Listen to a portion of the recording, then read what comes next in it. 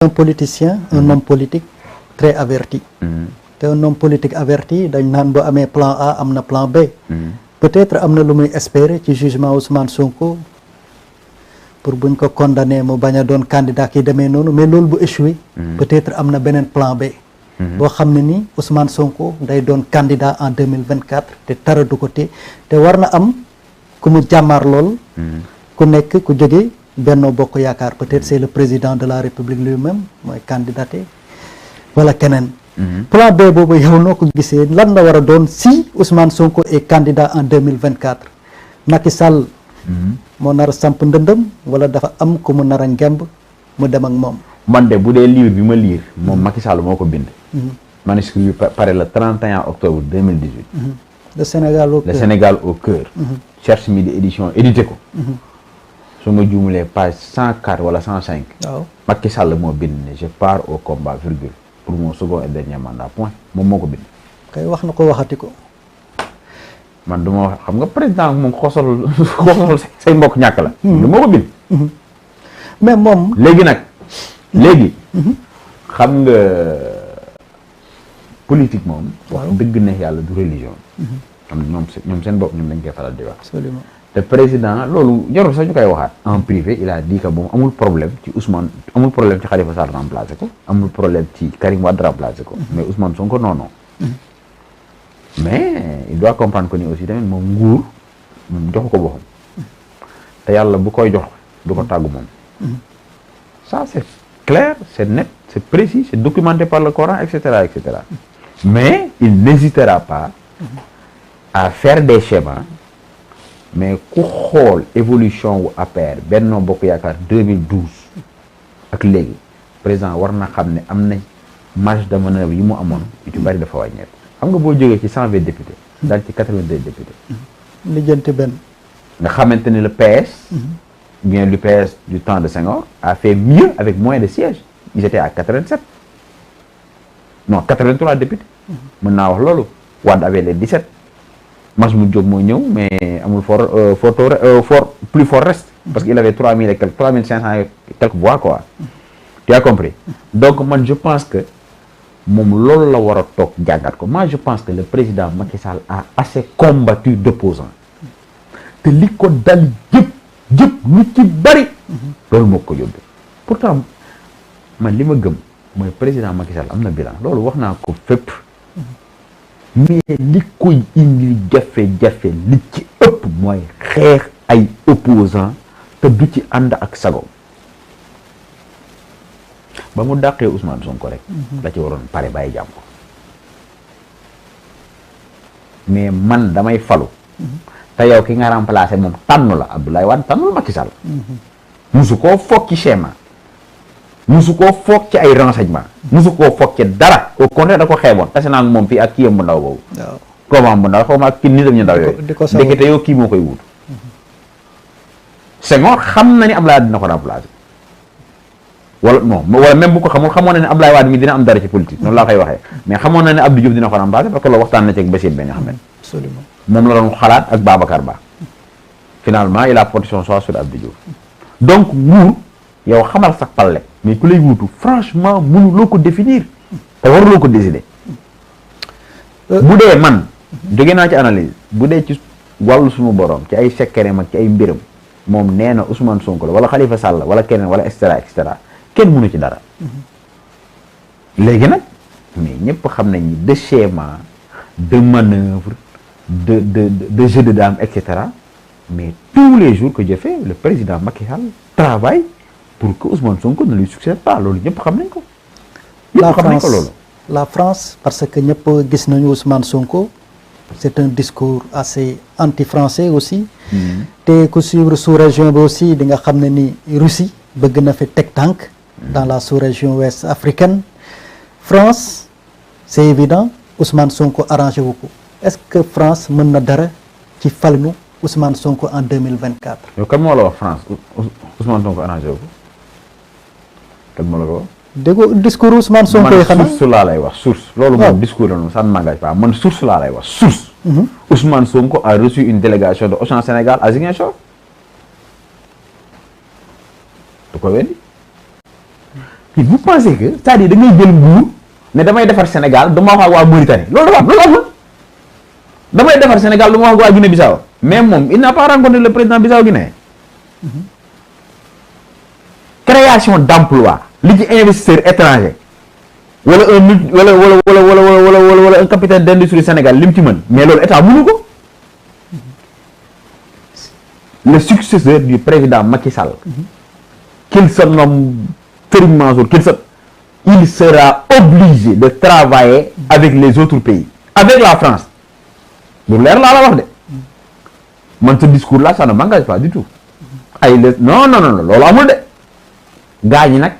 Sonko peut faire de la surenchère politique parce que léegi c'est-à-dire léegi Ousmane Sonko homme politique dëggantaan la day manipuler day def surenchère non mais homme politique day def loolu. politique bi mu ne quoi c'est-à-dire xoolal dama lay wax lii dëgg. day def manipulation day def surenchère. bu ko jaree sax il peut même mentir lu leer laa la wax. s'il pense que lui il succède ou bien il est élu le lundi mardi mu dàq France mais kon jarul mu wuti nguur gi loolu mënta nekk. ñun ñoo war a am fulla ñàkk suñu dëkk yi lan moo tax duñ ne waa Sénégal dafa bëgg a teg tànk Russie man lan moo tax loolu quoi c'est-à-dire au moins sax gars yi xaw a jege niveau bi mais dañ la naan non France dafa bëgg a teg tànk ci dëkk bi et cetera France il gère ses intérêts. Le discours de Ousmane Sonko devant la délégation de Auchan mais c'était pas ay non Sonko n'est pas dans le dégagisme ku gëm loolu yow la engagé waa léegi il est député. Sonko mais tu penses que aujourd'hui tey Sonko dina nekk président de la République di am yenn comportement ak français yi te ñu am ay ressortissants sénégalais yu nekk France est-ce que moom bu dee bundu xatal moom dafa jóge ci moom dina bëgg bundu xatal dal ci ñee venant en fait d'un président venant du président français ou bien je ne sais pas russe et cetera non ça va il faut savoir raison garder. Un pays d'abord tu mets en avant tes intérêts loolu laa d'accord tes intérêts tey jii ku mën a falu tey nga ñëw ne da ngay tëj Auchan mais xam nga Auchan ñaata travailleurs c'est 5000 su ma juumale total da nga xam ñaata travailleurs station mais durant les événements du mois de mars ay 72 stations la gars yi yàq te station boo jël minimum c'est 20 personnes multiplié par 10 ça fait 200 personnes parce que Sénégal bu kenn di liggéey 10 ñoo ciy dund. loolu état mënu ko def en termes d'emploi ku yaakaar ni Sonko day falu def dégagisme tax ngay cëppi yow yaay njëkk a am gàcce. peut-être changer le dégagisme c'est pas possible loolu mënul nekk dafa am loo xamante ne sénégalais moo ko mën moom lañ koy sant am na loo xam ne français moo ko mën moom lañ koy sant léegi ci biir cant googu nag kenn ku nekk da ngay jéem a xool intérêt égal nga wóyal ko loolu mooy un pays. peut-être si les gens pensent nag dans le populisme de mauvais aloi voilà aujourd'hui avec la montée du populisme Donald Trump et cetera les gens pensent que ne da ngay ñëw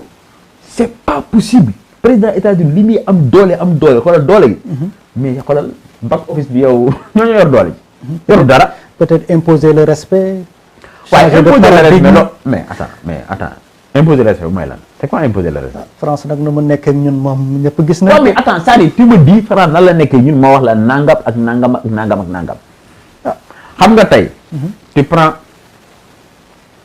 man terre bi wax dëgg na yàlla 1200 milliards dafa bari quoi mais terre bi en tant que tel bu doon dañ ko jaarale fi ñu ko war a jaarale kese terre bi dafa baax Dakar weddi wuñ ko quand même loolu moom ñu ko weddi bëriwul tu as compris waaw nga jël yeneen même si nag un état dafa war a fexe ba les acteurs du secteur économique agricole et cetera fi la war a dooleel mais acteurs yooyu aussi tamit ñoom li ñu leen di doolelee dafa war a feeñ ci ñi nga xam ne ñooy liggéey ak ñoom yow imagine tey état defal la exonération fiscale 1 milliard mais état mooy la 1 milliard dafa la jàppale parce que couverture sociale mu ngi lay bëgg a sonal auprès de ses employés dafa la jàppale parce que et cetera mais dañ lay may 1 milliard nga def ko sa poche gars yi nga leen di fay 50 000 francs doo leen nattal IPRES doo leen nattal caisse de sécurité sociale amuñu IPR loolu aussi c'est un débat loolu aussi tamit c'est un débat wala ñu jox la un marché yaa ngi dégg finition bi yow sa yoon nekku ci yooyu aussi tamit c'est un débat boo xamante ne bi ça mérite des assises tous les acteurs du secteur ñu toog waxtaane ko tu as compris fii amul ci àddina benn dëkk boo xamante ne à vase clos ngay évoluer loolu kenn mënu ko mais gàcce la Russie ak Ukraine nekk ci guerre ñu naan la ay le bateau humanitaire a quitté xawma tel port Odessa et cetera ñëw fan c'est-à-dire yow ñu nekk ci guerre ñoo ñëw dimbali Afrique c'est parce que on a tout bateau bu dem Éthiopie mais gàcce la sëriñ bi yow ñu ne ci guerre ñoo ñuy dimbali moi je pense que le débat c'est ça débat au niveau par exemple de l'établissement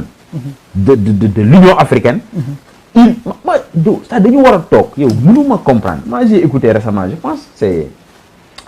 Yacine Fall Banque africaine de développement je pense c'est le numéro 2 66% des terres arables 60 à 66% des terres arables yi nekk ci adduna bi Afrique la nekk maanaam suuf suñu mën a bay sëriñ bi ngay dem di ñaani ay blé mais la culture du blé Pape Diop mii di convergence bokk gis-gis commencé woon na koo def fii au moins jëloon na ci benn saako jox Ablaye Wade nañ ko accompagner et cetera mais xam nga Ablaye Wade du jël ay illee rek wala di sol ay yi ma xamul dugg ci àll bi day joxe instruction rek le ministre de l'agriculture et cetera y a pas eu de suite bëggoon na sax jéem a bay fii café sëriñ bi ñun li ñuy jéggaan yëpp mu ngi ci ñun le Sidy Lamine Niasse doon wax naan léeg-léeg di nga jóg di seeti nit la ngay wut ci moom yàlla def na ko ci yow li ñuy jéggaan yëpp mu ngi ci ñun mais problème wu leadership la ñu am ak problème bu gëm suñu bopp ak patience loolu mooy suñu problème encore une fois ñi topp Sonko Khalifa Sall ak et cetera ku ci yaakaar ne da ngay falu jël France sànni ca xaj non tu n'as rien compris tu n'as absolument rien compris par contre la souveraineté comme li Mali commencé di def nii mais il faut applaudir même si ça ne me rassure pas que ñoom amul ay comment dire encore ay mercenaires russes parce que man mercenariat am na lu ma ci xam moo xam Wagner moo xam ni ñu koy tuddee les mercenaires c'est des gens yoo xamante ne bii voilà ay engagement amuñu ko nga leen fekk xaar ñu dóoral la ñoom service la ñuy def le mercenariat c'est des services c'est pas l'engagement alors que l'armée c'est l'engagement c'est la loyauté et cetera moi je pense que ce sont ces questions géopolitiques là que les gens doivent amener que ça dit porter par l'élite xam nga ñu poser ko pour apporter les vraies solutions à nos problèmes encore une fois un pays en fait c'est de la collaboration c'est de l'interaction un pays voilà et cetera tu mets en avant American first Sénégal first et cetera mais yaakaar ne da ngay jël dëkk bi rek jël mais yow man gars yi ay ree lañu may def gars yi ñi fi naan ay anti français yëpp bokk na ci seen rêve rek nit ëpp ci ñoom dem dans les universités françaises